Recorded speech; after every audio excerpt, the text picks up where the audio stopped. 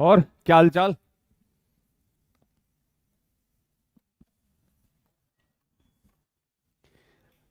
बोलिया को नहीं है। आवाज नहीं निकल रही sir.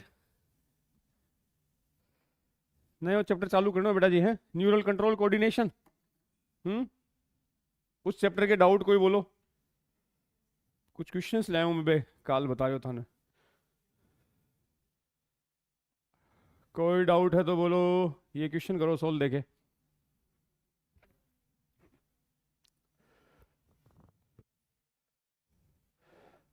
Foramen of magnum located in this bone. वो पोर किस में आया था हैं? बताया था ना लास्ट में कौन सी बोन थी ऑक्सीपिटल। ऑक्सीपिटल पे दो प्रोजेक्शन क्या थे ऑक्सीपिटल कॉन्डाइल। तभी तो अपनी खोपड़ी को बोला था डाई कॉन्डाइलिक। और ये जो पोर था इसमें फोरामेन ऑफ मैग्नम अपनी बॉडी का लार्जेस्ट पोर होता है। इसी में से वो कौन निकल रही थी स्पाइनल कॉर्ड। तो आएगा कौन सी बोन ऑक्सीपिटल। ये देखो क्वेश्चन। करो इसको। Protect brain from damage. Brain को डैमेज होने से कौन बचाता है। क्रेनियम को अपन ने कहा था बेटा जी ब्रेन बॉक्स जिसमें बोन कितनी थी 8। ये देखो।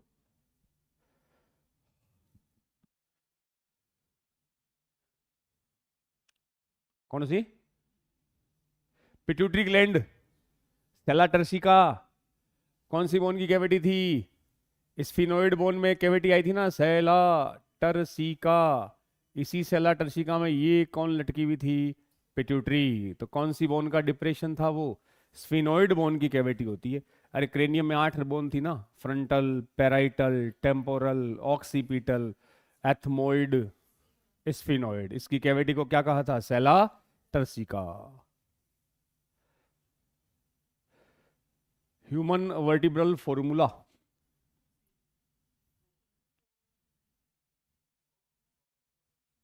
और होगा ना सेक्रल 5। और 5 को बॉक्स में क्यों लिखा है फ्यूज हो जाएगी ये 5 फ्यूज होके कितनी रह जाएगी बेटा जी 1। ये 4 फ्यूज होके कितनी रह जाएगी 1। तो C7T12L5 ये अपना वर्टिब्रल कॉलम का फॉर्मूला। ओहो हो इनकरेक्ट ढूंढो देखे। Incorrect statement.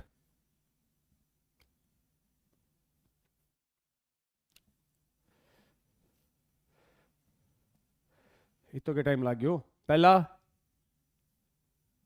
से गलत। पहला तो सही है 4 बोन के फ्यूजन से तो होता है coccyx coccygeal in man sacrum is formed by the fusion of 5 vertebra. Yes 5 का फ्यूजन ही तो था।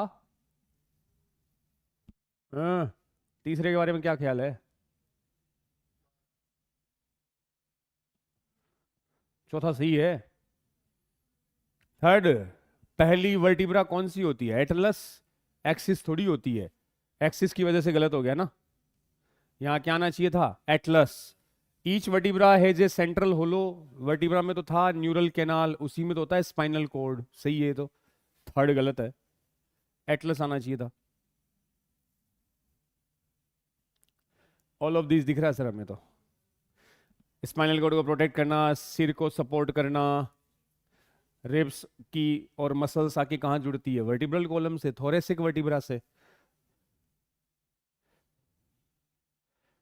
ट्रू पूछा है वर्टिब्रल कॉलम के लिए ट्रू। पहला vertebral column is anteriorly placed. आगे होता है एंटीरियर और ये वाला पोस्टीरियर तो गलत है ना एंटीरियर तो नहीं होगा सर डोर्सल साइड में होगा। दूसरा 26 होती है neural canal in vertebra is passage for spinal cord. उसी में स्पाइनल कॉर्ड होता है कैविटी में। Spinal cord is posteriorly placed. कौन सा जा रहा है थर्ड ओके।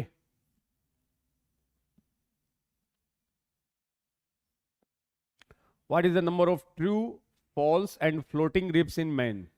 ट्रू कितनी है आपके पास 7 पेयर्ड 8 9 10 फॉल्स थी और 11वीं 12वीं फ्लोटिंग थी 732 पेयर रेस्पेक्टिवली। ये रिब्स के क्वेश्चन आए हुए हैं 2-3 बार बेटा जी। थोरेसिक, तो रिब केज में कौन आई थी? थोरेसिक।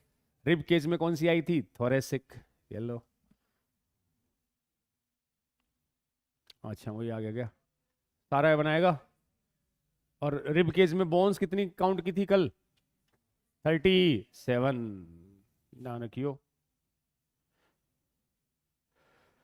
वर्टिब्रोकॉन्ड्रल रिब्स आर, ऐसी रिब्स 2-3 बताई थी ना आपने। वर्टिब्रो स्टर्नल, जो वर्टिब्रल कॉलम स्टर्नम दोनों से जुड़े। वर्टिब्रोकॉन्ड्रल, जो वर्टिब्रल कॉलम से तो जुड़े लेकिन इसका एंटीरियर पार्ट 7th रिब्स से जुड़ता ना, तो वो वर्टिब्रोकॉन्ड्रल थी। पहला सही है क्या? डोर्सली बैकबोन से अटैच होगा। दूसरा, दूसरा ही सही है भाई। वेंट्रली वो किससे जुड़ती है? 7th रिब्स के कार्टिलेज से, हाइलीन कार्टिलेज से। फोरलिम की बोन के लिए सही बताओ। पहला सही है क्या? ना ना, फीमर तो हाइंड लिम्स में होती है। दूसरा सही है, दूसरा ही है रेडियल ना।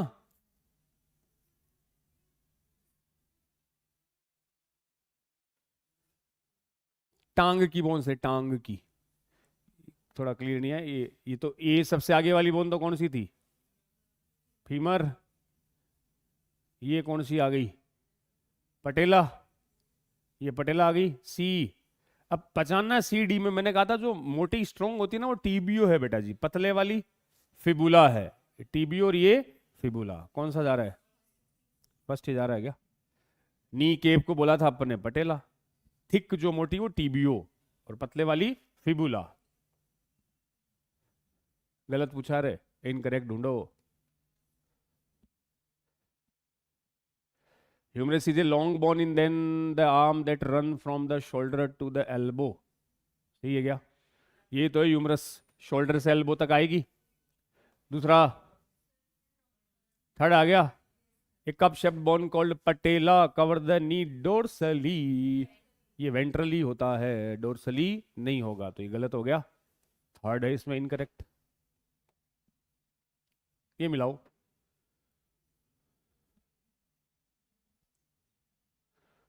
इनकरेक्ट पहले ही हो गया क्या?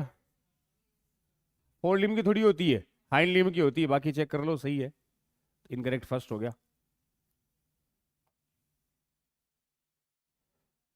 फिल इन द ब्लैंक्स करो, भरो इसको।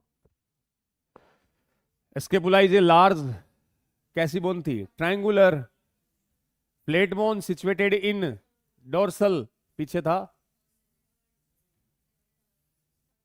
सेकंड से 7th पेयर ऑफ रिब्स को कवर करता है, ठीक है, तो डोर्सल साइड में था। थर्ड,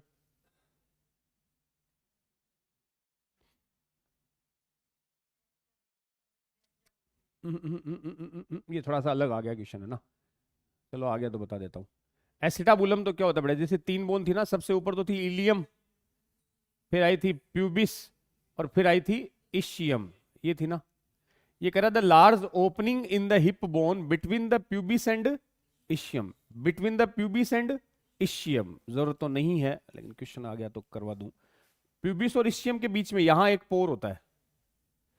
प्यूबिस और इशियम के बीच में, वो जो आप बता रहे हो ना एसिटाबुलम, वो एसिटाबुलम तो तीनों बोन के जॉइंट पे होता है। इलियम, प्यूबिस, इशियम, इन तीनों के जॉइंट पे यहां एक कैविटी है। उसको आपने क्या नाम दिया था? एसिटाबुलम, जिसमें फीमर का हेड जुड़ता है। तो एसिटाबुलम में इलियम भी है, प्यूबिस भी है और इशियम भी है, वो तीनों के जॉइंट पे होता है। ये कहां है? प्यूबिस और इशियम के बीच में। ऑप्शनल है, तुम चाहो तो याद कर सकते हो, नहीं रहने भी देना। ऑब्टूरेटर फोरामेन बोलते हैं इसको। ऑब्टूरेटर फोरामेन, जहां से ब्लड वेसल्स मसल्स वो पास होती है, ऑब्टूरेटर। तो इसमें आंसर आएगा थर्ड। और तीनों बोन की केविटी होती, तो मैं कहता एसिटाबुलम, वो एसिटाबुलम है।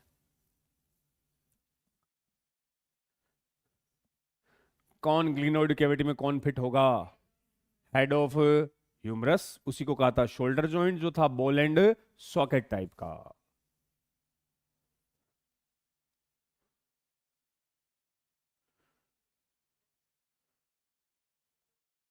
Symphysis is made up of, कौन सा सिम्फाइसिस? हाँ, प्यूबिक सिम्फाइसिस। और प्यूबिक सिम्फाइसिस कौन सा था? वाइट फाइब्रस कार्टिलेज, ये होगा क्या? फाइब्रो कार्टिलेज कौन सी थी? White fibrous cartilage. ओके, कौन सा? Pubic symphysis. प्यूबिक सिम्फाइसिस कैसा जॉइंट था? कार्टिलेजिनस। दो एग्जांपल है ना, इंटरवर्टिब्रल डिस्क और pubic symphysis. Gout, uric acid का डिपॉजिट होना, कौन सी डिजीज की बात कर रहा था? गाउट। जॉइंट पे यूरिक एसिड डिपॉजिट हो गया, गाउट बोलते हैं। ओके। एटलस और एक्सिस के बीच का जॉइंट कौन सा था? Pivot joint. एटलस और एक्सिस के बीच का जॉइंट पाइवट जॉइंट। मसल से रिलेटेड स्टार्टिंग पहला पैराग्राफ। हाइड्रा में टेंटिकल्स थे, युगलिना में, हाइड्रा में टेंटिकल्स थे, युगलिना में फ्लेजिला था, पैरामीशियम में सीलिया था। क्या जा रहा है? सी में फर्स्ट। अच्छा, फोर्थ ही है क्या? ओके। ओहो हो, इनकरेक्ट पूछा रे, ये देखो। करेक्ट इनकरेक्ट के सर्कल कर लिया करो जब सोल्व करो ना, ट्रू फॉल्स वाले लिख के किया करो वो। Second, all movements are locomotion but all locomotion are not movement, उल्टा दे दिया गया ये। All locomotions are movement but all movement are not.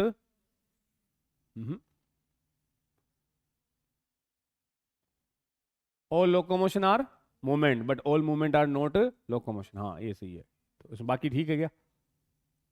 हाँ ठीक है। Streaming of protoplasm in the amoeba is simple form of movement, cyclosis की बात कर रहा है, तो इसमें सेकंड इनकरेक्ट आ गया। मूवमेंट लोकोमोशन के लिए फिर से इनकरेक्ट स्टेटमेंट कौन सा है? पहला सही है। हाइड्रा मूव भी करवाता और लोकोमोशन और प्रे movement of cilia shown by paramecium, ठीक है तो वही आ गया। नन ऑफ, सारे सही है, इसमें गलत कोई है ही नहीं। अच्छा, ये भी वही आ गया क्या? अमीबा, अमीबा में उस प्रोटोप्लाज्म की स्ट्रीमिंग मूवमेंट को क्या कहा था? साइक्लोसिस। इस स्ट्रीमिंग ऑफ प्रोटोप्लाज्म को क्या कहते हैं? साइक्लोसिस। ये मूवमेंट ही क्या कहलाती है? साइक्लोसिस। साइक्लोसिस बोलते हैं। चलो तो, फैलोपियन ट्यूब में और ब्रोंकियोल्स में कौन प्रेजेंट थे? सीलिया। सीलियरी मूवमेंट होती है, ओवा को धक्का वही देगा। मैक्रोफेज एंड ल्यूकोसाइट, डब्ल्यूबीसी कैसी मूवमेंट शो करेगी? अमीबॉइड। और वो किसकी हेल्प से होगी? शूडोपोडिया। शूडोपोडिया अमीबॉइड मूवमेंट है।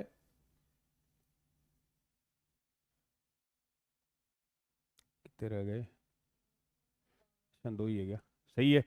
मूवमेंट ऑफ अवर लिम्स, जा टंग मस्कुलर ही है बेटा जी। मैक्रोफेज वही आ गया। लोकोमोशन ठीक है, लोकोमोशन के लिए आपको मसल्स भी चाहिए, स्केलेटल भी चाहिए, न्यूरल का सिग्नल आएगा, तो सबसे पहले वही तो, ऑल ऑफ दीज।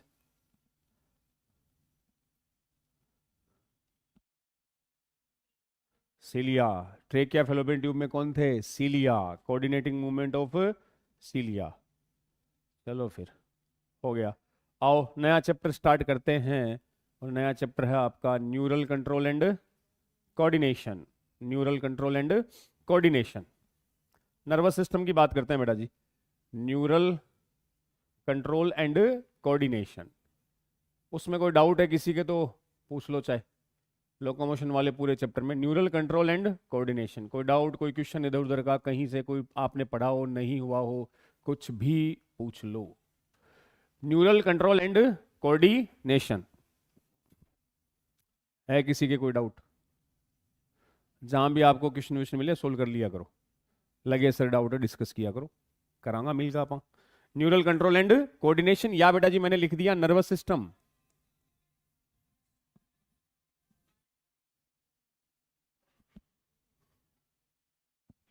एक सेकंड, नर्वस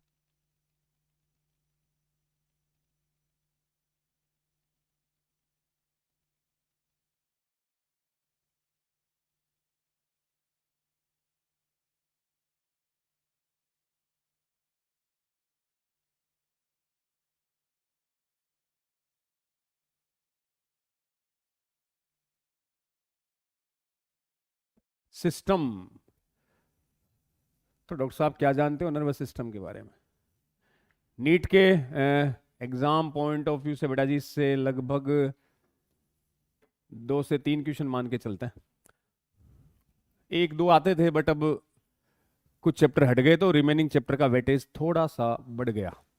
हट गया ना चैप्टर तो बाकी से नंबर ऑफ क्वेश्चन आने के चांस 1 या 2 क्वेश्चन आते थे मैक्सिमम, 2 या 3 ही आएंगे, 4 तो नहीं आएंगे, 3 तक मानो, क्योंकि चैप्टर के लास्ट में जो आईज और ईयर है वो भी हट गया, तो इससे क्वेश्चन बनते हैं। 2 बातें हैं बेटा जी, देखो चैप्टर में बाकी ह्यूमन फिजियो के कंपेयर हल्का सा कॉम्प्लेक्स है, कुछ प्रोसेस है, बाकी अपन तो इजी वे में इसको समझेंगे। अच्छी बात यह है कि कॉम्प्लेक्स है बट क्वेश्चन सबसे इजी आते हैं। जितने भी सिस्टम है, डाइजेस्टिव, ब्रीदिंग, बॉडी फ्लूइड, सबसे इजी क्वेश्चन आपको इस चैप्टर से मिलेंगे। हाँ, टेक्निकली थोड़ा सा डिफिकल्ट तो के समझने के लिए, पढ़ने वाले के तो क्या है, आप पढ़ना कौन, तो आपने लिए सारा डिफिकल्ट है, हैं? हाँ, तो हल्का सा थोड़ा सा चैप्टर है, लेकिन क्वेश्चन इससे सबसे खूब बड़ंग बड़ंग पढ़ लिया। लास्ट में क्वेश्चन पूछेगा which of the following is not a part of hind brain, which of the following is part of fore brain. Temperature control का ये क्वेश्चन 5 बार पूछा हुआ है। ब्रेन का कौन सा पार्ट है जो थर्मो रेगुलेटरी सेंटर है, जो टेम्परेचर कंट्रोल करने में हेल्प करता है? आपने नाम सुना होगा हाइपोथैलेमस, 4-5 बार पिछले 10 साल में वही क्वेश्चन आया है। तो क्वेश्चन एकदम सिंपल आएगा। हाँ, जो जो एनसीईआरटी में अपन पूरा उसको कवर करते हुए चलेंगे। तो nervous system control and coordination, इसको ऐसे समझिए बेटा जी कि बॉडी में खूब सारे सिस्टम थे। आपके पास डाइजेस्टिव भी है, रेस्पिरेटरी भी है, सर्कुलेटरी भी है, एक्सक्रीटरी भी आपने पढ़ा, लोकोमोशन अभी अपन ने पढ़ा। सारे सिस्टम्स में कोऑर्डिनेशन करने का काम, कोऑर्डिनेशन समझते हो ना, मिलजुल के काम करवाना। जैसे एक फॉर एग्जांपल एनसीईआरटी का एग्जांपल उठा लेता हूं, अपन रोड पे भाग रहे हैं, रोड पे भाग रहे हो, कोई भी हार्ड वर्क का काम कर रहे हो, तो तुम्हारी बॉडी में एटीपी का खर्चा बढ़ेगा ही घटेगा? बढ़ेगा ना। आपको एनर्जी ज्यादा चाहिए कि अरे पीछे कुत्ता लग गया, भाग रहे हो, एनर्जी क्या रहेगी? ज्यादा एनर्जी आपको ज्यादा चाहिए। एनर्जी ज्यादा के लिए हार्ट को क्या करना पड़ेगा? एक्स्ट्रा एफर्ट, जोर से धड़क भैया, ताकि सेल्स तक ज्यादा O2, ज्यादा ब्लड की सप्लाई कर पाऊं। अब ज्यादा जो O2 है, अब ज्यादा O2 जो है ना, वो कैसे आएगी? जब ब्रीदिंग क्या हो, फास्ट। मैं भागूं तो ब्रीदिंग मेरी क्या होगी? फास्ट। ब्रीदिंग फास्ट होगी तो ऑक्सीजन की सप्लाई बढ़ेगी, ऑक्सीजन की सप्लाई बढ़ेगी तो हार्ट ज्यादा पंप करेगा ताकि सेल्स तक O2 की सप्लाई करूं, और सेल्स ज्यादा से ज्यादा क्या जनरेट करे? एटीपी। तो भैया जब अपन भाग रहे हैं, हार्ड वर्क कर रहे हैं, तो अकेला हार्ट कुछ नहीं कर पाएगा, अकेले लंग्स कुछ नहीं कर पाएंगे, सब मिलजुल के काम करेंगे। लंग्स को बोलेगा तू ऑक्सीजन जल्दी ला, हार्ट को बोलेगा तू इसको पंप कर, सेल को कहेगा आप फटाफट क्या जनरेट करो? एटीपी। तो उन सिस्टम्स में हमने क्या करवाया? कोऑर्डिनेशन, कि भैया तुम मिलजुल के काम करो ताकि एक कुमुलेटिव एफर्ट निकल कर आए। और वो मिलजुल के काम करवाता उनसे कौन है? हेड ये है, नेताजी ये है, ये बोलेंगे भैया तुम सब मिलके काम करो ताकि बॉडी का फंक्शन, सिस्टम या वर्क किया जाए, काम चले। तो कोऑर्डिनेशन करवाने में मेन रोल नर्वस सिस्टम का, ये बाकी सारे सिस्टम को कंट्रोल करता है। इसके पास खूब सारे न्यूरॉन्स है, अपना brain each and every functions को क्या करता है? रेगुलेट करता है। अकेला नर्वस नहीं है, इसके साथ एक और सिस्टम आता है जो अगला चैप्टर है तुम्हारा, केमिकल कंट्रोल एंड इंटीग्रेशन। तो उसमें आपके पास एंडोक्राइन ग्लैंड्स आ गई, हार्मोन्स आ गए। तो नर्वस सिस्टम के पास न्यूरॉन्स है, उसके पास हार्मोन्स है, वो दोनों मिलकर इन एक्टिविटी को कंट्रोल करेंगे। अगर आपको याद हो, बॉडी फ्लूइड वाले चैप्टर में आपने पढ़ा हो, तो ये जो तुम्हारा दिल है, इस दिल की धड़कनें बढ़ानी है।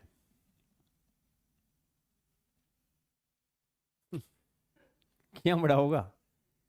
वैसे नहीं जो तुम्हारे दिमाग में आ रहा है, ऐसे अपन टेक्निकली डॉक्टर के हिसाब से बढ़ानी है। क्या बढ़ाओगा? कहां से सिग्नल आएगा? हैं? कौन सी नर्व आएगी? अरे सिंपैथेटिक नाम सुना है? सिंपैथेटिक से सिग्नल आए ना तुम्हारे हार्ट के पास, तो हार्ट बीट धक धक ज्यादा करेगा। अगर वही सिग्नल कहां से आए? पैरासिम्पैथेटिक से, तो हार्ट बीट, तो हार्ट को मुझे फास्ट धड़काना है कि स्लो करवाना, ये ऑर्डर ब्रेन ने दिया ना। सिंपैथेटिक, पैरासिम्पैथेटिक तो नर्व है जो कहां से आ रही है? ब्रेन से। ठीक है सर, ये तो इसकी बात हो गई। मैं बात करूं केमिकल की, एक हार्मोन है बेटा जी एड्रिनलिन। एड्रिनल ग्लैंड से कौन आता है? वो आएगा तो हार्ट बीट बढ़ जाएगी, वो आएगा तो हार्ट बीट बढ़ जाएगी। अरे ला यार, तेरा ही तो इंतजार था, इन आंखों को, है ना। Thank you. यहाँ मत रखना सर, है ना। क्या सोच रही है? अच्छा, तने याद भी दिलाया था, भूल गया था मैं। हाँ, जूठी करके रख दी सर, हमारे भी काम नहीं है ये, है ना। तो इसमें एड्रेनलिन भी हार्ट बीट को क्या करेगा? तो कहने का मतलब नर्वस सिस्टम भी कंट्रोल करते हैं बेटा जी, और हार्मोन भी। हमारे पास दो ऐसे सिस्टम है, ये तो न्यूरॉन के पार्ट हो गए ना, और एड्रेनलिन पार्ट ऑफ हार्मोन, बोले तो केमिकल कंट्रोल। तो बॉडी में दो सिस्टम है, नर्वस और केमिकल कंट्रोल। उनका काम है बाकी सारे सिस्टम की एक्टिविटी को कंट्रोल करना, उन्हें मिलजुल के काम करवाना, बोले तो कोऑर्डिनेशन। तो देखना, जब मेडिकल कॉलेज में जाओगे ना आप, तो वहां तो एक मिला हुआ नाम तुम्हें दिखेगा, न्यूरो एंडोक्राइन सिस्टम। वहां तो आप क्या पढ़ोगे? न्यूरो एंडोक्राइन सिस्टम, जिसमें कौन कौन आ जाएगा? नर्वस भी आ गया, एंडोक्राइन भी आ गया। यहां आपके चैप्टर अलग अलग है, पहले नर्वस सिस्टम है और अगला केमिकल एंडोक्राइन है। तो पहला वर्ड ये लिख लो बेटा जी, कि जो नर्वस सिस्टम है प्लस एंडोक्राइन सिस्टम, इन्हें मिला करके अपन क्या कहेंगे? Neuro endocrine system. Neuro endocrine system, ये दोनों। सर इनको एक साथ क्यों लिखा आपने? क्योंकि दोनों इंटीग्रेटेड होते हैं बेटा जी, दोनों बाकी सिस्टम्स में क्या करवाते हैं? मेलजोल। बोलते हैं कि तुम मिलके काम करो, कोऑर्डिनेशन करवाएंगे। तो न्यूरो एंडोक्राइन सिस्टम इंटीग्रेटेड होता है, इंटीग्रेटेड है, और क्या करवाएंगे? Jointly coordinate activity of different organ, regulate activity of other organs और सिस्टम्स। एकदम सिंपलीफाई करके बोलूं तो बेटा जी, दो बॉडी में ऐसे सिस्टम है जो बाकी सिस्टम्स में कोऑर्डिनेशन करवाते हैं, उनको बोलते हैं तुम मिलजुल के काम करो तभी काम हो पाएगा। भाई मान लो हार्ट कह दे मैं तो नहीं धड़कूंगा, ले आ जितनी ऑक्सीजन लानी है तुझे। फेफड़ा रूस गया, मैं तो ऑक्सीजन कौन लूं, तू जितना जोर से बीट करना कर ले। तो उनको समझाने का काम इन दोनों भाई साहब का है कि भाई मिलके काम करो तभी कुछ हो पाएगा। तो कोऑर्डिनेशन भी है, इंटीग्रेट भी है, और रेगुलेट करते हैं एक्टिविटी ऑफ अदर ऑर्गन्स और सिस्टम, जॉइंटली मिलकर ये काम करते हैं। इस चैप्टर में हमें डिस्कस करनी है किसके बारे में? नर्वस सिस्टम के बारे में। तो पहले नर्वस सिस्टम के तो जो पहला पैराग्राफ है, मैं थोड़ा सा एक बार, ये इंट्रोडक्शन वाला पैराग्राफ है। एनसीईआरटी खोलियो अपनी, खोल रखिए, आओ। As you know the functions of the organ system in our body. खुद को तो पढ़नी है तुम्हें, डाउट पता नहीं क्यों नहीं पूछते तुम। दो ही कंडीशन में डाउट नहीं आते, या तो भयंकर अच्छा पढ़ाया जा रहा है, या कुछ ही पल्ले नहीं पढ़ रहा। मुझे तो दूसरी प्रोबेबिलिटी लग रही है। हाँ, फर्स्ट वाली को तो कोई संभावना नहीं है, दूसरी लग रही है, ये तो कह रहा हूं। पूछा करो, क्वेश्चन किया करो। वैसे तो बायो में ज्यादा कुछ होता नहीं, मैं आपको दो तीन बातें बोलता हूँ। एक तो एनसीईआरटी घोट डालो, घोटना इन द सेंस रटना नहीं होता। बायो को बदनाम कर रखा है, रट लो रट लो। अरे रट लो क्या है, फिजिक्स केमिस्ट्री में नहीं रटना क्या? फिर जैसे फॉर्मूले बेचारे डिराइव करके बताते ही हैं, तुम्हें रटना ही है। तो हाँ, मतलब बात बना रखी है बायो रटने वाली। केमिस्ट्री में NH3 अमोनिया है तो है, यूरिया क्यों नहीं है? पूछना कभी उनसे क्यों नहीं है। वहां भी रटे ही है ना अपन ने। जिगलर नाटा क्या होता है, रटा है तुमने। हुंस-डी का रिएक्शन क्या है, गाटरमान क्या है, जैसे भाई साहब समझाते हैं वो। अरे तो भाई रटना ही है। तो बायो में ये तो कम से कम बॉडी की बातें तो है। ऐसा सब्जेक्ट है जो सिलेक्शन के बाद भी काम आएगा। बदनाम कर रखा रटने वाला है, कुछ रटना नहीं है, सब समझने वाली बातें हैं। तो इकलौता सब्जेक्ट है जो सिलेक्शन के बाद भी काम आना है। अरे LIC के बारे में नहीं पढ़ते क्या आप? जीवन के साथ भी, जीवन के बाद भी, वैसी जूलॉजी है भैया। सिलेक्शन से पहले भी और सिलेक्शन के बाद भी। बाकी न तो कोई फिजिक्स पूछेगा, न कोई केमिस्ट्री, न कुछ और। वो सब्जेक्ट है जो बाद में भी काम आएगा, याद करोगे तुम। तो इसलिए इसकी रेस्पेक्ट कहां से आनी चाहिए? दिल में भी कहां से? तुम्हारे दिल का बड़ा चेंबर कौन सा है? कौन सो ventricle? Left ventricle. Largest chamber of heart कौन सा है? Left ventricle. तो भैया बायो की इज्जत कहां से आनी चाहिए? लेफ्ट वेंट्रिकल से। बाकी कोई इज्जत तुम किडनी लीवर जहां से मन करे दे देना, अपनी इज्जत तो कहां से निकल के आनी चाहिए, लेफ्ट वेंट्रिकल। फिजिक्स को किडनी से निकालियो चाहे, कोई फर्क नहीं पड़ना। As you know the function of the organ, physics वाला में काम करते हो और फिजिक्स के बारे में ऐसी बातें बोलते हो, बोल लूंगा। The organ system in our body must be coordinated to maintain homeostasis. देखना बेटा जी, पहला ही वर्ड आ रहा है होम्योस्टेसिस। मीन होम्योस्टेसिस किसको कहोगे, इंटरनल एनवायरनमेंट को, हाँ इंटरनल एनवायरनमेंट को स्टेबल रखना, कंट्रोल रखना, मेंटेन रखना। सुनना ये चीजें एनसीईआरटी ने लिख के छोड़ दिया कि सारे फंक्शंस, सारे सिस्टम मिलकर क्या करते हैं, अंदर वाले एटमॉस्फेयर को क्या रखो, मेंटेन। कैसे सर, इंटरनल एटमॉस्फेयर का मतलब पीएच आपके ब्लड की कितनी रखनी है मुझे, 7.4, ये ब्लड की पीएच होती है। गलती से भी ब्लड एसिडिक हो गया, मान लो ब्लड हो गया 7.2, 7.1, 6.9, तो बेटा जी ब्लड O2 को ट्रांसपोर्ट नहीं करेगा और बिना O2 के सफोकेशन से डेथ हो जाएगी। इसलिए हर कंडीशन में ब्लड की पीएच क्या रखो, मेंटेन। हमारा टेम्परेचर कितना होता है 37, उसको भी क्या रखो, मेंटेन। अंदर जो जो प्रोसेस है सबको क्या रखना, स्टेबल रखना, मेंटेन रखना। It's termed as homeostasis. Stasis का मतलब क्या रखना, स्टेबल रखना। इसमें रोल किसका है, सारे सिस्टम का है, लेकिन उनको कंट्रोल कौन कर रहा है, नर्वस और एंडोक्राइन। तो coordination is the process through which two और more organs interact and complement the function of one another. मेलजोल, भाईचारा, वो कोऑर्डिनेशन है। For example when we do physical exercise the energy demand is increase. जब आप exercise करते हो तो एनर्जी की डिमांड बॉडी में क्या हो जाएगी, increase. For maintaining increase muscular activity, ज्यादा मसल्स कॉन्ट्रैक्शन में तो एनर्जी चाहिए, तो भैया एनर्जी की डिमांड बढ़ गई जब एक्सरसाइज करोगे। The supply of oxygen is also increased. The increased supply of oxygen necessitate increase in the rate of respiration, heartbeat, increase blood flow via blood vessels. तो O2 ज्यादा लो, हार्ट ज्यादा beat करेगा, blood का flow fast होगा, blood ज्यादा fast flow करेगा तो blood vessels dilate होगी, कॉन्स्ट्रिक्ट होगी। ये ब्लड वेसल्स है, इसमें ब्लड का फ्लो फास्ट होगा तो ब्लड वेसल्स प्रेशर लगेगा ना, डायलेट होगी। व्हेन फिजिकल एक्सरसाइज स्टॉप, काम करना बंद कर दिया, भागा दौड़ी बंद कर दी, तो सारे सिस्टम वापस से क्या हो गए, हार्ट बीट 72 से बढ़ के 90 पर आ गई थी, अब वापस कहां पे आ गई, 72। ये सारा कोऑर्डिनेशन ही होता है।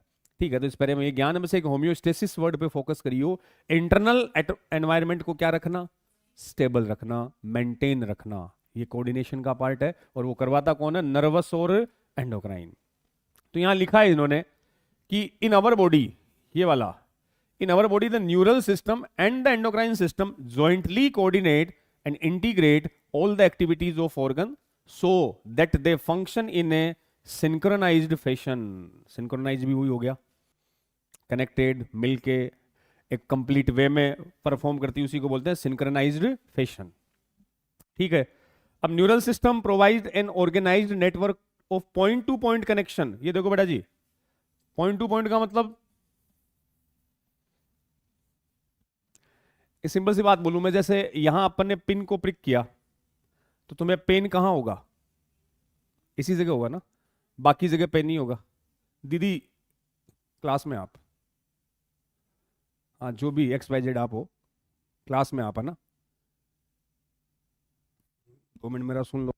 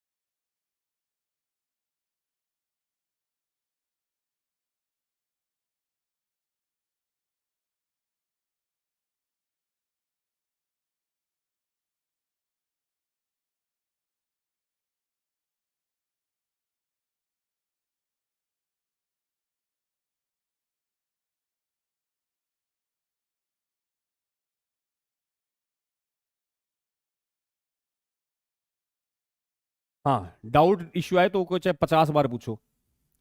तो मैंने कहा the neural system provides an organised network of point to point connection for a quick coordination. अब भैया पॉइंट टू पॉइंट का मतलब मैं ये समझा रहा था, मैंने टच किया तो इस यही जगह पता चला ना आपको, अठे चूंटियों भरूं तो दर्द यहां होगा कि वहां, जहां वहीं है, क्योंकि पूरी बॉडी में न्यूरॉन का नेटवर्क है और वो पॉइंट टू पॉइंट एक जगह से सिग्नल आया फिर वहां से आगे गया फिर वहां से आ गया, पूरा पॉइंट टू पॉइंट कनेक्टेड है। हार्मोन में ऐसा नहीं होता बेटा जी, हार्मोन इफेक्ट डालता है वाइड स्प्रेड। वाइड स्प्रेड बोले तो तुम्हारी पिट्यूटरी से एक हार्मोन आया, नाम है ग्रोथ हार्मोन, आया ग्रोथ हार्मोन। अब यहां को नहीं कि वो इस इंडेक्स फिंगर के पास आया और फिंगर को बढ़ा के आगे चला गया, बाकी इससे मतलब ही नहीं है, ओवरऑल ग्रोथ करता है। उसका इफेक्ट क्या होगा, वाइड स्प्रेड। जबकि न्यूरॉन कैसे चलते हैं, पॉइंट टू पॉइंट चलते हैं। ठीक है, the endocrine system provide chemical integration through hormone. Endocrine के पास कौन होंगे, हॉर्मोन्स होंगे, जबकि इसके पास नेटवर्क ऑफ क्या है, न्यूरॉन। इन दिस चैप्टर, ठीक है, आप नर्वस सिस्टम की बात करोगे तो ये पैराग्राफ क्या कर रहा है, इस पैराग्राफ में एक वर्ड जिस पे फोकस करना है वो बेटा जी तुम्हारा होम्योस्टेसिस है। एक वर्ड जो है वो नर्वस सिस्टम और एंडोक्राइन सिस्टम, इनमें डिफरेंस की बात कर रहा हूं मैं। नर्वस सिस्टम के पास कौन है, न्यूरॉन, एंडोक्राइन के पास कौन, हार्मोन्स। आपसे सिंपली पूछूं फास्ट एक्शन किसका होगा, न्यूरॉन्स का, ये फास्ट एक्शन करेगा, क्विक, फास्ट बोले तो क्विक। हार्मोन का एक्शन क्यों,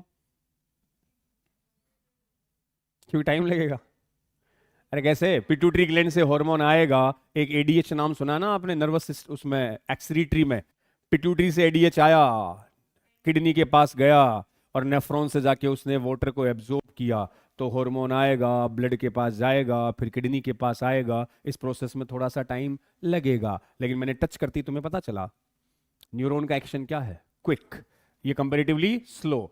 नर्वस चलता है point to point, point to point exact. इसका इफेक्ट होता है बेटा जी वाइड स्प्रेड, इसका इफेक्ट होगा वाइड स्प्रेड। प्लस नर्वस का इफेक्ट होता है फॉर शॉर्ट ड्यूरेशन, थोड़े टाइम के लिए, जब तक सिग्नल मिलेगा तभी। इसका इफेक्ट होता है long lasting, long lasting. Hormone का असर थोड़ा देर तक रहता है, जबकि नर्वस का इफेक्ट कंपैरेटिवली थोड़े टाइम के लिए। लेकिन फास्ट किसका, point to point nervous. Hormone किसके पास, एंडोक्राइन, अलग अलग केमिकल हार्मोन्स आते हैं। इन दोनों को मिला के मैं क्या बोल दूंगा, न्यूरो एंडोक्राइन सिस्टम, जो इंटीग्रेटेड है और कोऑर्डिनेटली हर एक्टिविटी फंक्शंस को क्या करेंगे, कंट्रोल। चलो अब आते हैं अपन, ये तो बस ऐसे ही पहला ज्ञान का पैराग्राफ था, अब थोड़ा सा मैं लिख के आपको बताता हूं। नर्वस सिस्टम पे आते हैं बेटा जी। आपने टिश्यू वाला चैप्टर पढ़ा था, बॉडी में कितने टाइप के टिश्यू होते हैं, 4। पहला एपिथेलियल, दूसरा कनेक्टिव, तीसरा मसल्स, चौथा नर्वस। न्यूरल टिश्यू की बात कर रहा हूं, टिश्यू है बेटा जी तो मतलब ग्रुप ऑफ सेल्स होगा। तो न्यूरल टिश्यू में आपको 2 टाइप की सेल्स मिलती है रे बच्चों। एक तो मैंने लिखा न्यूरॉन, एक सेल का नाम न्यूरोग्लियल, न्यूरॉन और एक सेल आई न्यूरोग्लियल। होपफुली नाम तो सुने हैं आपने, टिश्यू वाले चैप्टर में भी दे रखा है। 4 टिश्यू तुम्हारे पास है, epithelial, connective, muscle, nervous. Muscles और नर्वस, नर्वस में कितनी सेल है, 2 टाइप की, न्यूरॉन और, अरे टिश्यू है तो ग्रुप ऑफ सेल तो होगा, न्यूरॉन एंड न्यूरोग्लियल। फर्क बताएगा कोई, न्यूरॉन कंडक्शन करता है कि नहीं, ये सिग्नल लाने ले जाने का काम किसका है, टच किया, ब्रेन तक गया, वापस आया, चूंठिया भरा तो सिग्नल गया, अपने हाथ को हटाया, ये सारे आने जाने का काम न्यूरॉन। तो न्यूरॉन इंपल्स कंडक्शन करता है, यस सर, न्यूरॉन इंपल्स का कंडक्शन करेगा। इंपल्स समझ गए ना आप, सिग्नल, सिग्नल को लाएगा और ले जाएगा। न्यूरोग्लियल सेल ये इंपल्स कंडक्शन नहीं करता, तो इसका काम क्या है, इसका काम है सपोर्ट देना। ये सपोर्टिंग का काम करता है। ये न्यूरॉन को एक तरह से क्या देगा, सपोर्ट देगा। कंडक्शन में इसका रोल नहीं है, सुनते रहो, ये प्रोटेक्शन का भी काम करेगा। मैं अभी इसके कुछ एग्जाम्पल बताऊंगा। ये प्रोटेक्शन का भी काम करेगा और क्या देगा, सपोर्टिंग। जबकि इसका मेन काम तो ऑन स्टिमुलस को, इंपल्स को ट्रांसपोर्ट करना, कंडक्ट करना। हमें कहा न्यूरॉन, वेरी वेरी इंपॉर्टेंट बालकों, डिवीजन होगा कि नहीं?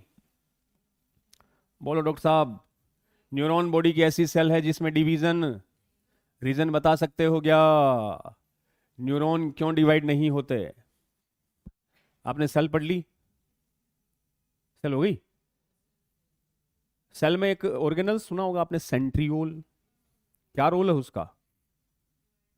डिवाइड करना, क्योंकि बात डिवीजन की चल रही है। यस सर, डिवाइड करना। हाँ, सेंट्रियोल डिवीजन में हेल्प करता है। वो धागे नहीं बनाता क्या, स्पिंडल फाइबर, वो उस क्रोमोसोम को पकड़ेगा, कहां से, काइनेटो को पकड़ के उसको खींचेगा, तोड़ेगा, डबल करेगा, सेल डिवाइड होगी। तो डिवीजन में कौन सा ऑर्गेनल हेल्प कर रहा है?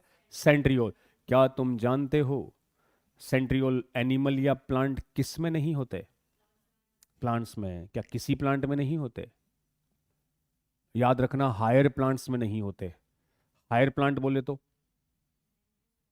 एंजियोस्पर्म। अरे प्लांटी किंगडम में कितने, 5 आते होंगे, Thallophyta, bryophyta, pteridophyta, gymnosperm, angiosperm. तो हायर प्लांट में सेंट्रियोल नहीं है। थेलोफाइटा, थेलोफाइटा में कौन आई? एल्गी, उनमें सेंट्रियोल मिल सकता है, बट हायर प्लांट्स में क्या होगा? एब्सेंट। तो मैंने कहा सेंट्रियोल किस में हेल्प करता है? न्यूरॉन आपकी ऐसी सेल जिसमें सेंट्रियोल नहीं है। तो बेटा जी, जब सेंट्रियोल नहीं है तो वो डिवीजन नहीं करेगा। इसीलिए बोलते हैं ये जो ब्रेन की सर्जरी होती है ना, सबसे कॉम्प्लेक्स है। कोई न्यूरो सर्जन बन जाएगा आप में से, खोपड़ी खोलेगा, ब्रेन में भयंकर वाले क्या भरे पड़े हैं, लाखों करोड़ों न्यूरॉन है तुम्हारे ब्रेन में। गलती से भी कोई न्यूरॉन कट जाए तो वापस डिवीजन ही नहीं होता, कट गया तो कट गया, वापस से रिफॉर्म। अरे गलती से आंखों की सप्लाई वाली न्यूरॉन कट गई तो दिखना बंद हो गया। तो न्यूरॉन डिवाइड नहीं करता।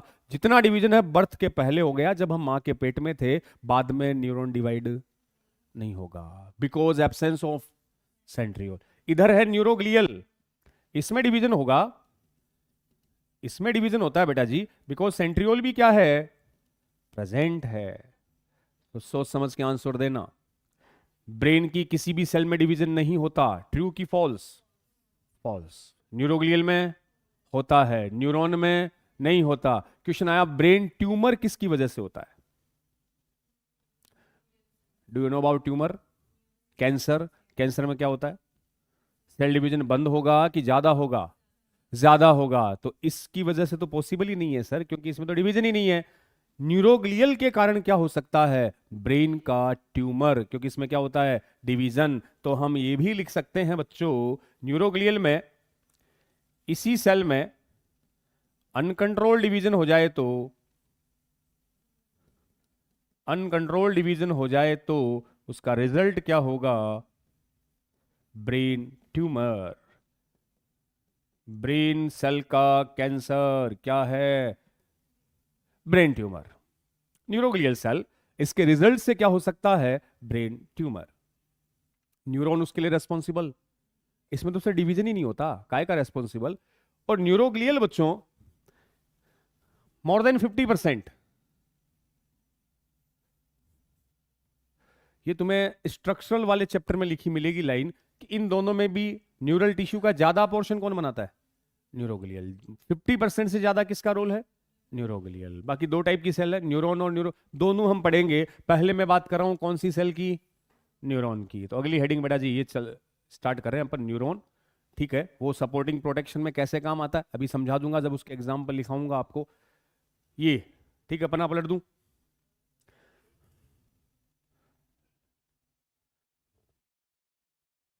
चलो, बात कर रहा हूं न्यूरॉन में, और उससे पहले 2-3 बेसिक बातें। इंशाल्लाह का अगला ही पैराग्राफ है कि न्यूरॉन या न्यूरल टिश्यू का ओरिजिन किससे होता है? कौन सी लेयर से?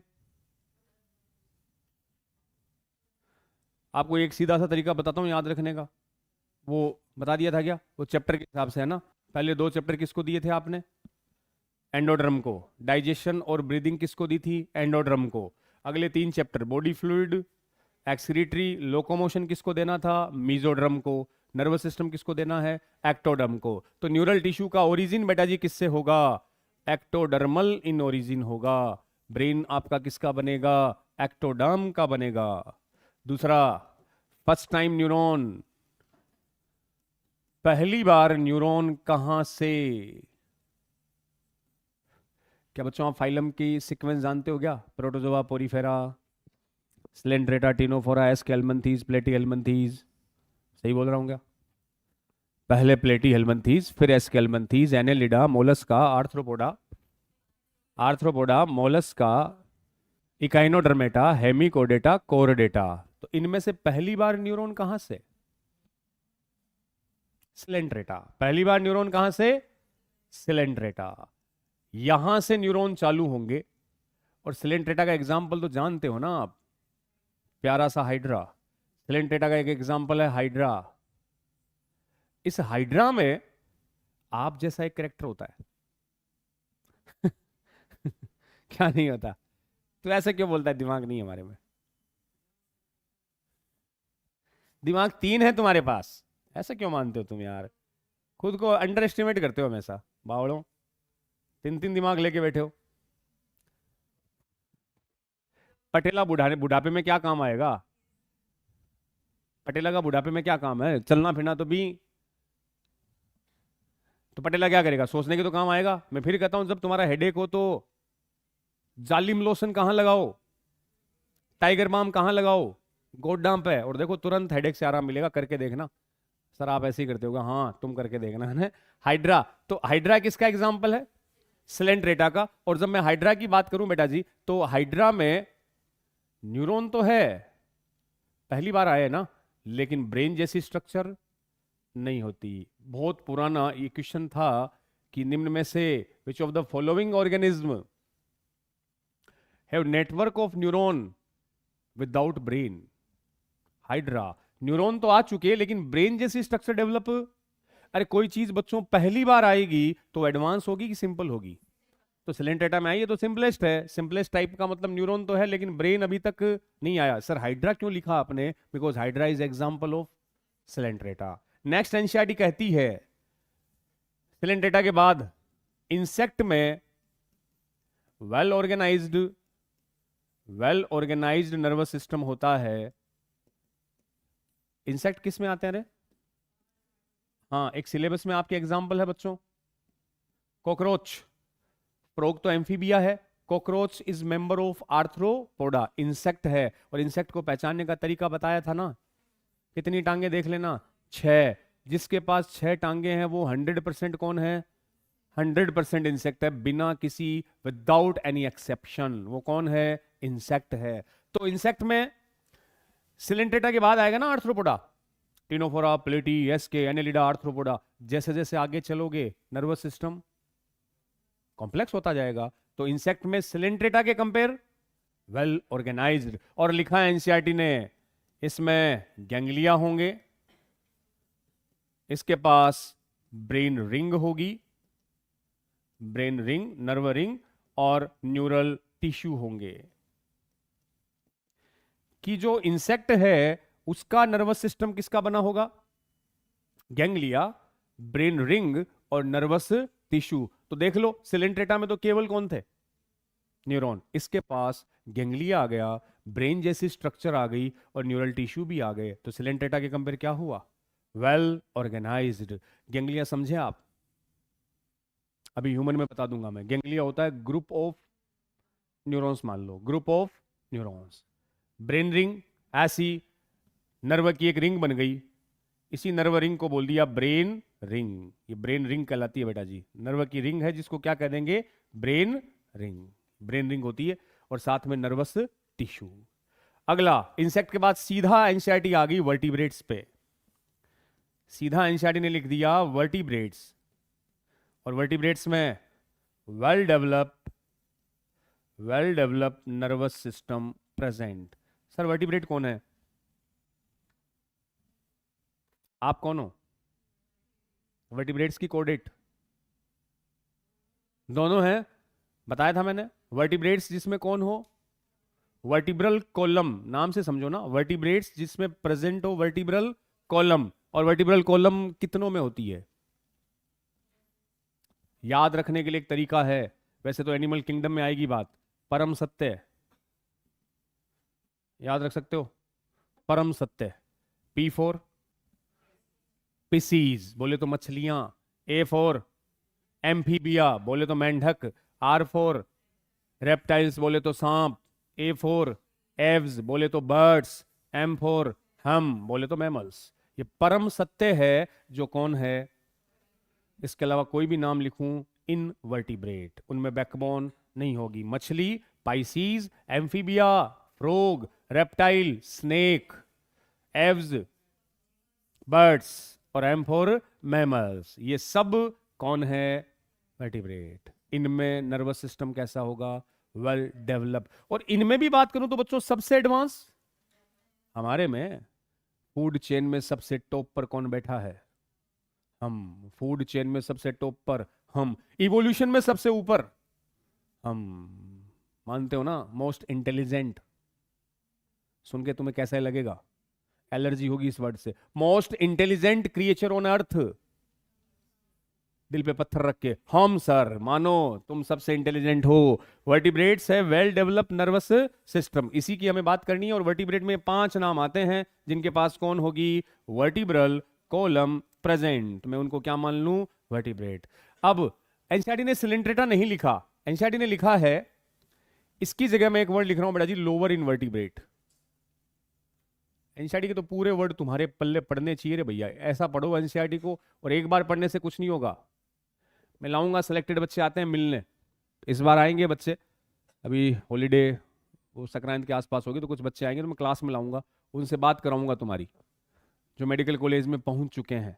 क्योंकि मैं जब ज्ञान देता हूं ना तो तुम्हें यूं लगता है कि यूं बड़बड़ा रहा है, बूढ़ा है, बूढ़िया इसका सटक गई होगी, ऐसे आगे कहाँ का गुस्सा कहाँ निकाल रहा है, खुद तो बना नहीं, हमें ज्ञान दे रहा है, तो आ जाती है मन में। तो मैं उन बच्चों को लाऊंगा जो खुद सिलेक्ट हो चुके हैं। आप बेटा जी उनसे बात करना, अपने क्वेश्चंस पूछना कि देखो टाइम सबके पास उतना ही है, सारा मटेरियल सबके पास वही है, कैसे मैनेज करके सिस्टमाइज करके उन्होंने स्टडी की, थोड़ी सी वो अपनी रूटीन दिनचर्या आपको बताएंगे, किस सब्जेक्ट को कैसे टाइम दिया, शॉर्ट नोट्स बनाए, क्या किया। वो सुनोगे तो तुम्हें फील होगा कि हाँ यार हम अपने शेड्यूल को थोड़ा सा चेंज करें, उनके अकॉर्डिंग चले, क्या पता अपने मार्क्स इंक्रीज हो जाए, किसी की कोई अच्छी बात तुम्हें लग जाए, वहीं से अपना जीवन चेंज हो जाए। तो वही है, तो मिलाऊंगा मैं, जैसे जैसे बच्चे आएंगे आते रहते हैं मेरे पास, मैं लाऊंगा क्लास में, बात कराऊंगा। तो बोलता हूँ ना, यूं ही नहीं है बेटा जी, रिलेशन ऐसी नहीं है, अपनी तरफ से जो होगा तुम्हारे सिलेक्शन के लिए वो पूरा एफर्ट करेंगे।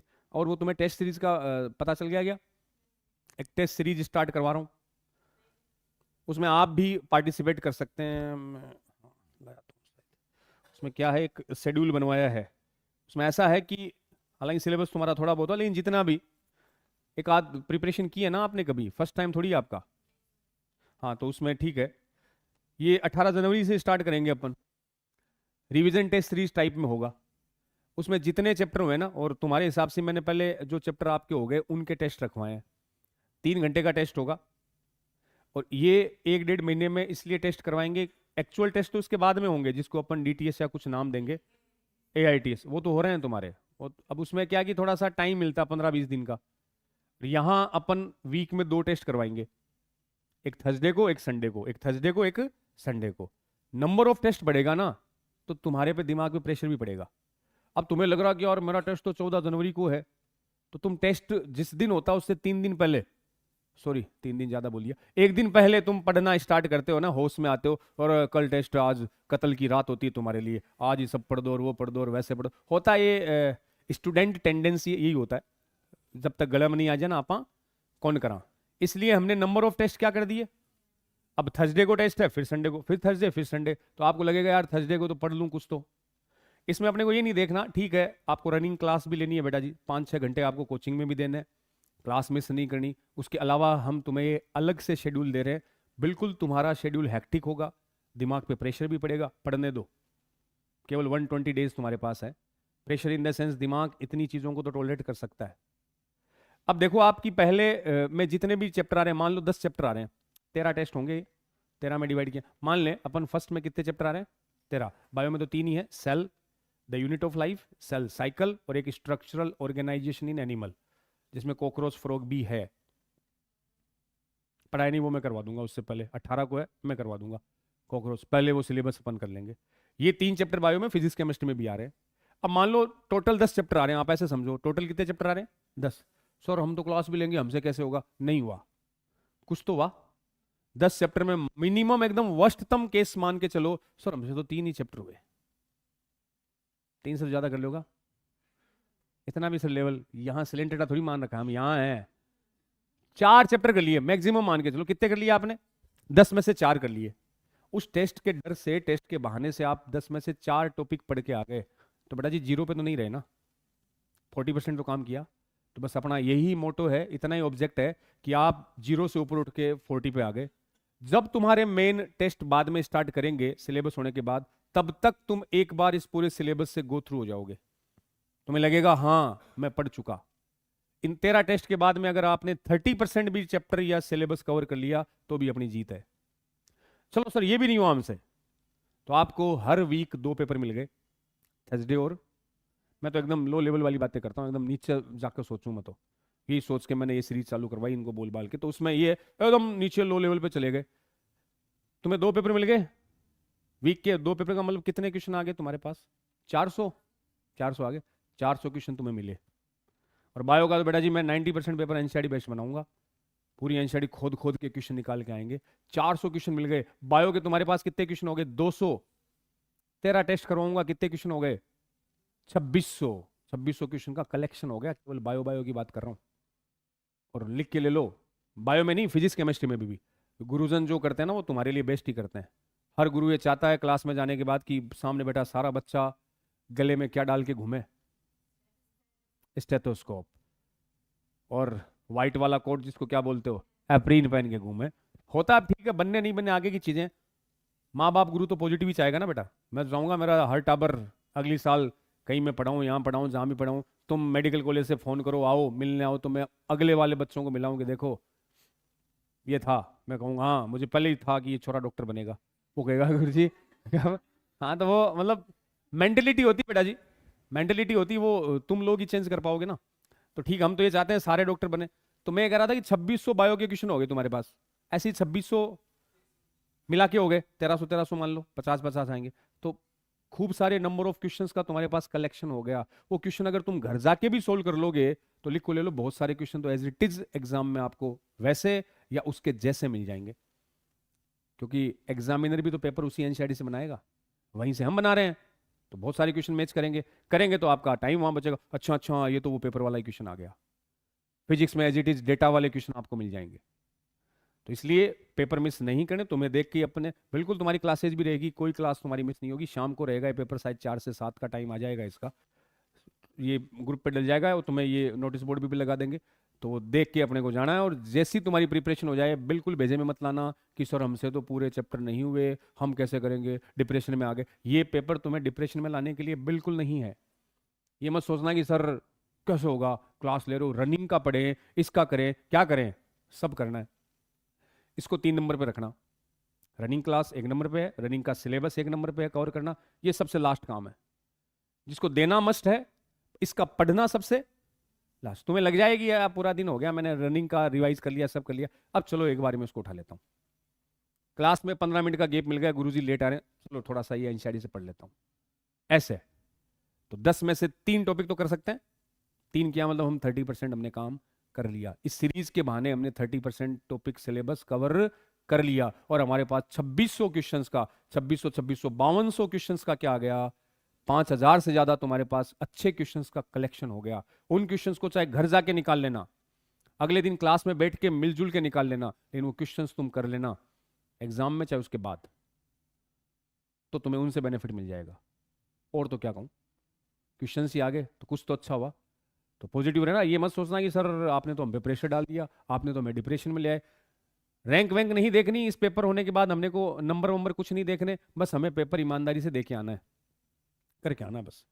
सर मेरे से जितना ही हुआ वो मैं करके आ गया, करके आना है।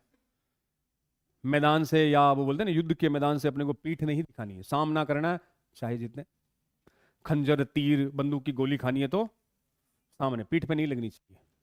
मारेंगे तड़प तड़प के जो भी है, लेकिन गुरुजी सामने लगी गोली, पीछे से नहीं लगी। तो बस अटेम्प्ट करो, देखा जाएगा, और ऊपर वाला अच्छों के साथ अच्छा ही करेगा। कम से कम एग्जाम हॉल में तुम आके 3 घंटे बैठे, एग्जाम फोबिया तो दूर हुआ, बैठने की प्रैक्टिस तो हुई।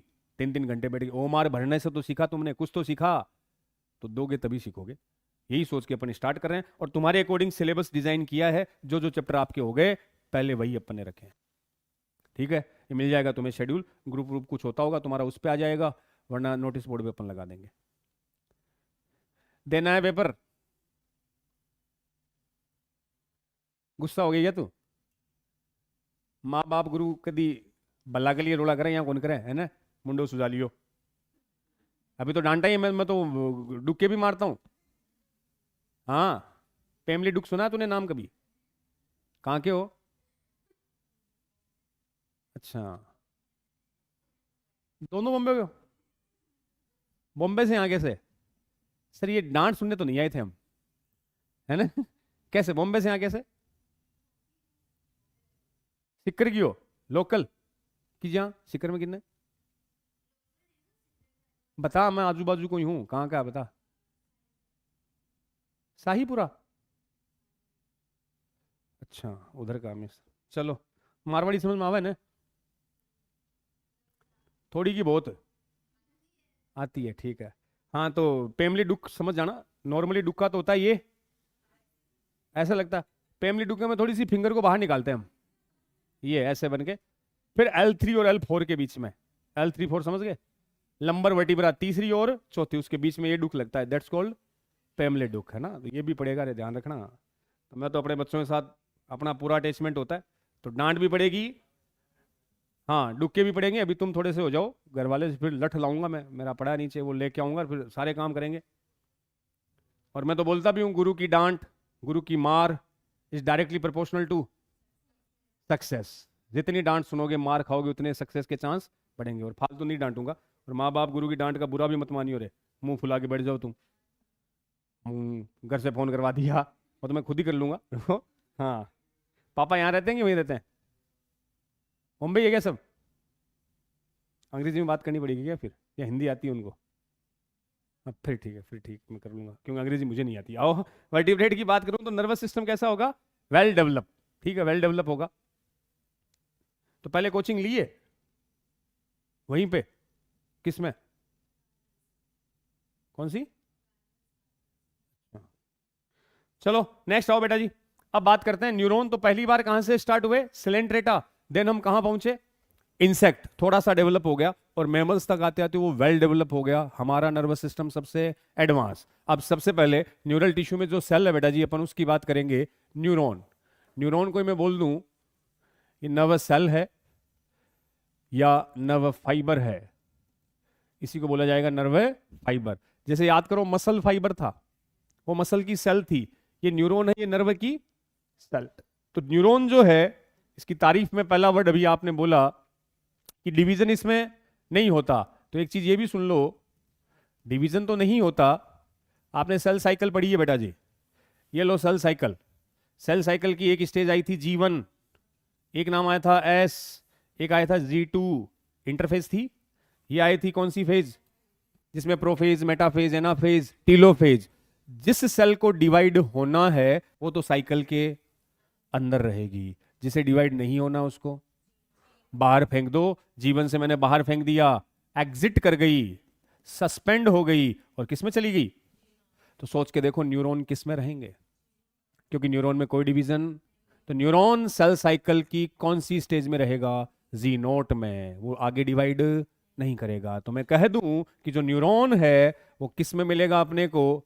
Neuron cell found in Z0 stage, या न्यूरॉन सेल ऐसे लिख लो, अरेस्टेड इन Z0 स्टेज। तो न्यूरॉन अपने को कहां दिखेंगे? Z0 में। Z0 का मतलब मैंने सेल साइकिल से उनको क्या कर दिया? एग्जिट कर दिया। अब वो आगे डिवाइड, क्या आपको पता बच्चों, परमानेंटली एग्जिट होती है, कुछ टेम्पररी भी तो होती है। जब टेम्पररी का मतलब जब जरूरत पड़ी मैं वापस बुला लूं, और जैसे ही अंदर आ गई उसने डिवीजन स्टार्ट कर दिया। न्यूरॉन की तारीफ में एक और वर्ड, ये आपके बॉडी की लॉन्गेस्ट सेल है बेटा जी, लॉन्गेस्ट सेल ऑफ बॉडी। कोई स्मॉलेस्ट बताएगा?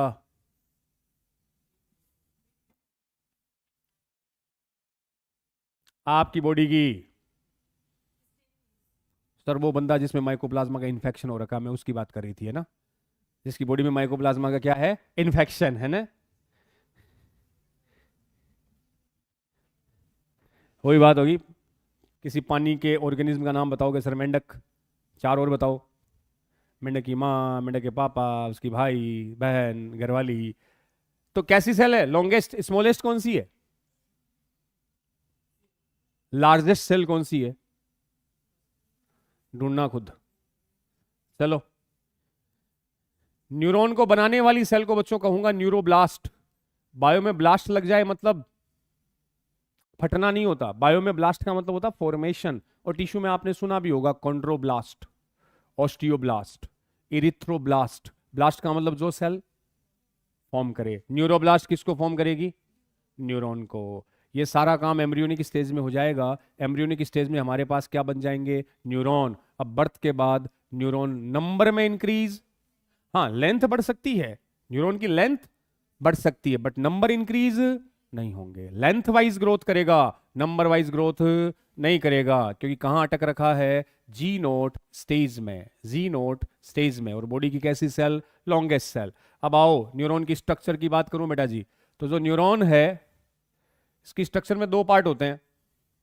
पहला नाम लिखा मैंने साइटोन या cell body, also called soma, और पेरिकेरियोन, पेरिकेरियोन। और दूसरा पार्ट इसका होगा सेल प्रोसेस, सेल प्रोसेस या न्यूराइट। न्यूरॉन की जब स्ट्रक्चर देखेंगे बेटा जी तो इसके दो पार्ट है। पहला साइटोन, सोमा, सेल बॉडी, और एक पार्ट हमने लिख दिया सेल प्रोसेस या पेरिकेरियोन, सेल प्रोसेस या न्यूराइट। आपने न्यूरॉन का डायग्राम देखा ना, ये वाला अभी बना रहा हूं मैं, ये न्यूरॉन की स्ट्रक्चर। आया है ऐसा डायग्राम जीवन में? तो आगे ये जो दिख रहा ना पार्ट, ये तो इसका क्या है? सेल की बॉडी, दैट्स कॉल्ड पेरिकेरियोन, या मैं कहूंगा सोमा, सोमेटिक सेल, सोमा।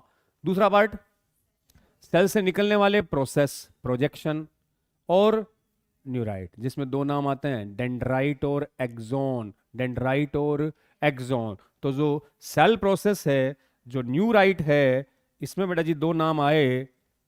एक तो डेंड्रोन आया जिसको एनसीईआरटी लिखती है डेंड्राइट, और एक इसमें कौन आया? एक्सोन। और आगे का पार्ट आ गया सेल बॉडी, साइटोन, सोमा, पेरिकेरियोन। ये साइटो वर्ड किसके लिए यूज करना है? सेल के लिए। अब मैं एनसीईआरटी में दिया हुआ इसका एक डायग्राम बनाता हूं, उसी से पूरी न्यूरॉन की स्ट्रक्चर अपन समझ लेते हैं, जिसमें डिवीजन की कैपेसिटी नहीं है। बॉडी की कैसी सेल है? लॉन्गेस्ट। आपको ढूंढना था बॉडी की कौन सी cell? Smallest cell of body और लार्जेस्ट सेल ऑफ बॉडी। ये दो, इसके आंसर ह्यूमन के रेफरेंस में देना। कौन? स्मॉलेस्ट स्पम, और लार्जेस्ट ओवम। ओवम लार्जेस्ट है और स्पम स्मॉलेस्ट है। वैसे बोले ना लार्जेस्ट सेल, तो आप वो ऑस्ट्रिच का एग बताते हो, शुतुरमुर्ग का अंडा, वो सबसे बड़ी सेल है। लार्जेस्ट है ऑस्ट्रिच का एग, ठीक है। और ह्यूमन की बात करूं तो ओवम और sperm, sperm smallest, ovum largest. Okay बेटा जी। अब मैं न्यूरॉन की स्ट्रक्चर बना रहा हूं। न्यूरॉन की स्ट्रक्चर में आया ये वाला पार्ट, ये लो, ये इसका एक्सोन हो गया। एक्सोन से कुछ ब्रांचेज लगी रहती है, इन ब्रांचेज को अपन बोल देंगे, ये रही सिनेप्टिक नोब। ये सिनेप्टिक नोब, ऊपर वो कवरिंग आती है ना किसकी? Myelin sheath. ये माइलिन शीथ होती है इस पे, और माइलिन शीथ को बनाने वाली सेल स्वान सेल। तो ये ऊपर चलती है स्वान सेल, ये स्वान सेल। और यहां आ गया स्वान सेल का न्यूक्लियस, स्वान सेल के न्यूक्लियस। तो ये कुछ फाइबर लगे रहते हैं बेटा जी ऐसे, ये लो, ये फाइबर। इसमें ये मान लो आप, ये इसका न्यूक्लियस है और यहाँ वो स्पेशल क्या होता है ना एक, इन पार्टिकल्स को क्या बोलते हो? ग्रेन्यूल्स क्या कहलाते हैं बेटा जी? निजल ग्रेन्यूल्स, इनको बोलेंगे निजल ग्रेन्यूल्स। ये रे, इसमें जो भरा हुआ है, ये मान लो आप, ये भरा हुआ है, इसका मसल्स में साइटोप्लाज्म का नाम क्या था? सार्कोप्लाज्म। इसमें मैं बोल सकता हूं न्यूरोप्लाज्म, न्यूरोप्लाज्म, न्यूरॉन में तो कह देना न्यूरोप्लाज्म। अब लेबलिंग करें अपन, तो ये ब्रांचेस जैसी स्ट्रक्चर तो इसकी क्या कहलाई? डेंड्राइट्स। ये मान लो इसका है N4 न्यूक्लियस, अंदर जो भरा हुआ है वो न्यूरोप्लाज्म, साइटोप्लाज्म ही है, नाम क्या दे दिया? न्यूरोप्लाज्म। इंपॉर्टेंट जहां से क्वेश्चन बन रखा है, ये गोल गोल granules like structure, that's called Nissl granules. एक और नाम याद रख सकते हो तो टिग्रॉइड बॉडी। टिग्रॉइड मतलब स्ट्रिप्स जैसी होती है, टाइगर पे होती है ना स्ट्रिप्स, वहां से नाम उठाया इनका, टाइग्रोइड या टिग्रॉइड बॉडी और निसल ग्रेन्यूल्स। ये वाला जो पार्ट दिख रहा है बेटा जी, ये वाला, ये एक्सोन, एक्सोन हिलक बोलते हैं वैसे तो। इन सेल को क्या कहा? स्वान सेल, स्वान, स्वान सेल। ये वाइट वाला कौन सी शीत? माइलिन शीत। ये बेटा जी फूले हुए पार्ट क्या कहलाएंगे? सिनेप्टिक नोब, या इसी को बोल दूंगा एक्सोन नोब। इन ब्रांच को बोलते हैं टीलोडेंड्राइट्स। ये वाला पार्ट कहलाएगा टीलोडेंड्राइट। इसी सिनेप्टिक नोब में वो क्या भरी रहती है? वेसाइकल्स होती है ना, सिनेप्टिक वेसाइकल्स, जिनमें एक केमिकल भरा रहता है न्यूरो ट्रांसमीटर, न्यूरो ट्रांसमीटर। और बेटा जी दो माइलिन शीथ के बीच का स्पेस, ये जगह क्या कहलाएगी? Node of Ranvier, node of Ranvier. ये लो, अब देखना इसी स्ट्रक्चर से अपन एनसीईआरटी का पैराग्राफ क्लियर करते हैं। ये आगे का पार्ट, ये पूरा पोर्शन, ये जो पोर्शन है ना, ये वाला, ये है साइटोन। इसका पूरा पार्ट क्या है? साइटोन। ये साइटोन है। अब साइटोन एक तरह से सेल ही है बेटा जी, न्यूरॉन सेल है, सेल में भरा रहता है सर साइटोप्लाज्म। इसके साइटोप्लाज्म को क्या कह दूं? न्यूरोप्लाज्म। इस साइटोन से कुछ छोटे छोटे प्रोजेक्शन निकले हुए हैं, दैट्स कॉल्ड डेंड्राइट। नंबर में एक से ज्यादा ही है ना, जबकि एक्सोन एक होता है, डेंड्राइट हमेशा मोर देन, हमेशा तो क्या इस न्यूरॉन में एक से ज्यादा है, और एक्सोन की नंबर कितनी है? एक।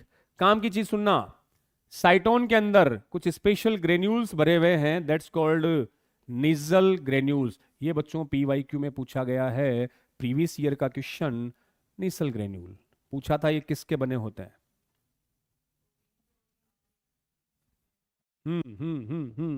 निजल ग्रेन्यूल पहले तो ये देखो किस में होते हैं? इन साइटोन एंड डेंड्राइट। ये आपको किस में मिल रहे हैं? साइटोन में। और देखो बेटा मैंने यहां भी बनाया है, ये कौन सा पार्ट है? डेंड्राइट। इस साइटोन और डेंड्राइट में होते हैं, एक्सोन में ये स्ट्रक्चर नहीं है, तो ये आपको मिलेंगे साइटोन में और कहां? डेंड्राइट में। अरे बना किसका होगा? It's made up of RER plus iron. RER क्या हुआ? सेल पढ़ के आयो, रफ एंडोप्लाज्मिक रेटिकुलम। ऐसी ER जिस पर कौन बैठा है? राइबोसोम। तो मैं कह दूंगा रफ एंडोप्लाज्मिक रेटिकुलम। अब जब RER लिख दिया तो फंक्शन क्या होगा? राइबोसोम का फंक्शन प्रोटीन सिंथेसिस। तो निजल ग्रेन्यूल्स किससे रिलेटेड होंगे? प्रोटीन सिंथेसिस से। अरे सेल का एक फेवरेट क्वेश्चन आता है रे बेटा जी, आपसे पूछेगा RER का फंक्शन, तो बता देना प्रोटीन सिंथेसिस। SER का लिपिड सिंथेसिस। वो बहुत बार क्वेश्चन बन गयो। स्मूथ एंडोप्लाज्मिक रेटिकुलम लिपिड बनाती है, रफ एंडोप्लाज्मिक रेटिकुलम प्रोटीन बनाती है, क्योंकि इसकी सरफेस पे कौन चिपक गए? और राइबोसोम को आप कहते हो protein factory of cell, protein factory of cell. और राइबोसोम बनाने के लिए RNA कौन बनाता है? न्यूक्लियोलस, न्यूक्लियोलस RNA वहां से बन के आता है। चलो, तो नीसल ग्रेन्यूल का फंक्शन क्या बनाना? प्रोटीन। अब नोड ऑफ रेनवियर की तारीफ में एक लाइन बोलूं मैं। नोड ऑफ रेनवियर कहां है? ये व्हाइट कलर वाला कौन है? Myelin sheath. माइलिन शीथ को कौन बना रहा है? Schwann cell. स्वान सेल क्या सिंथेसाइज करती है? Myelin sheath. तो देखना बच्चों, इसको प्रैक्टिकली थोड़ा सा देखियो। ये जो इंपल्स होते हैं ना, न्यूरॉन का काम है इंपल्स का क्या करना? कंडक्शन, एक जगह से दूसरी जगह सिग्नल। इंपल्स है क्या?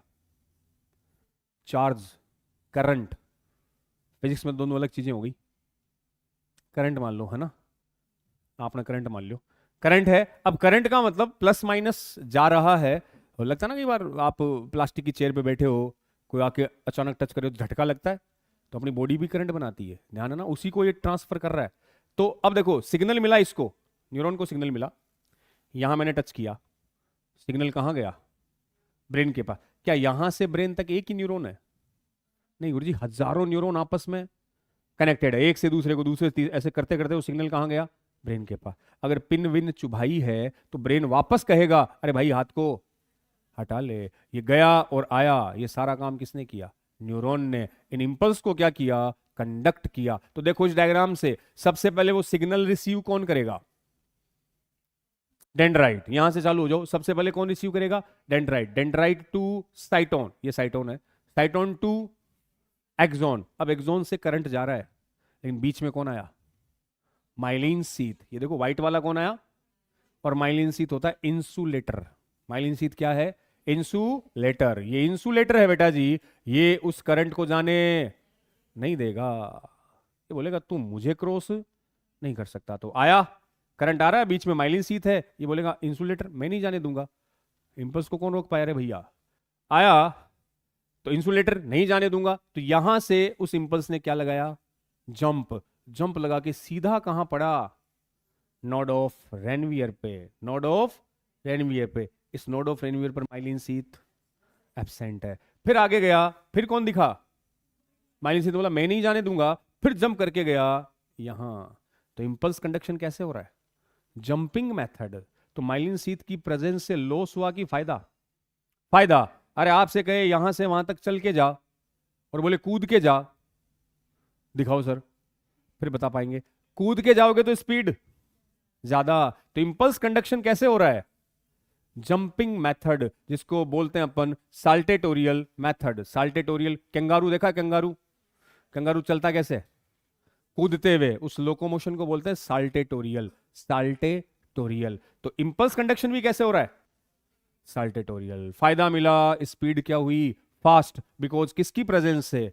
माइलिन शीथ, जो कैसा है? इंसुलेटर, वो जाने नहीं देगा। तो इंपल्स का मैं तो जाऊंगा, जाएगा तो डायरेक्ट जंप कहां करेगा? Node of Ranvier. तो नोड ऑफ रेनवियर पे आपसे पूछे माइलिन शीथ होगा कि नहीं? एब्सेंट होगा सर। और बिटवीन, ठीक है, माइलिन शीथ है, और ये स्वान सेल होगी कि नहीं होगी? इस पे स्वान सेल होगी कि नहीं होगी? स्वान सेल तो होती है ना बेटा जी, स्वान सेल तो पूरे पर होगी। माइलिन शीथ यहां क्या रहेगा? एब्सेंट। हो गया टाइम? यार पता ही नहीं चला टाइम का। बच्चे कह रहे हैं सर हमसे पूछो कैसे एक एक मिनट एक एक सेकंड निकाला है हमने जल्दी हो जाता टाइम। 10 कितना टाइम है? 11? अच्छा हाँ, 9:30 से 3 की क्लास है ना। ठीक है, तो अब कल लेंगे इस मैकेनिज्म, कल थोड़ा स्पीड, आज क्वेश्चन में टाइम लग गया है ना। अब आया और आके फिर टीलोडेंड्राइट, ये लास्ट वाले फूले हुए part synaptic knob, axon knob, इसमें भरी रहती है बेटा जी सिनेप्टिक वेसाइकल। और माइलिन शीथ क्या है? जिसे बनाती कौन है? Schwann cell. अब कल अपन बात करूंगा इसके आगे कि स्वान सेल देखना एक बार, ये जो रेड कलर का बना है ये स्वान सेल का न्यूक्लियस है बेटा जी, है ना, न्यूक्लियस ऑफ स्वान सेल। अब आपसे पूछूं मैं, स्वान सेल कॉन्टिन्यूअस है कि डिसकॉन्टिन्यूअस है? बात तो कल करेंगे, लेकिन इस डायग्राम से देख लो, कॉन्टिन्यूअस है ना। माइलिन शीथ डिसकॉन्टिन्यूअस, यहां है यहां नहीं, फिर यहां है आगे नहीं। तो माइलिन शीथ होता है डिसकॉन्टिन्यूअस और स्वान सेल होता है कॉन्टिन्यूअस। तुमसे कहे अगर माइलिन शीथ को कॉन्टिन्यूअस कर दे तो कौन सी स्ट्रक्चर एब्सेंट हो जाएगी? नोड ऑफ रेनवियर, क्योंकि node of Ranvier 2 myelin sheath के बीच का गैप है, अगर माइलिन शीथ ही कॉन्टिन्यूअस हो गया तो node of Ranvier disappear. Okay, thank you, जय हिंद। कल करते हैं, मैं कल इसकी मैकेनिज्म वाला तक मैं पूरा कर दूंगा। और ये क्वेश्चंस आज आए थे, देख लेना भैया, जो लेट आए हैं बच्चे वो एक बार ये क्वेश्चन जरूर कर लियो। और जो डाउट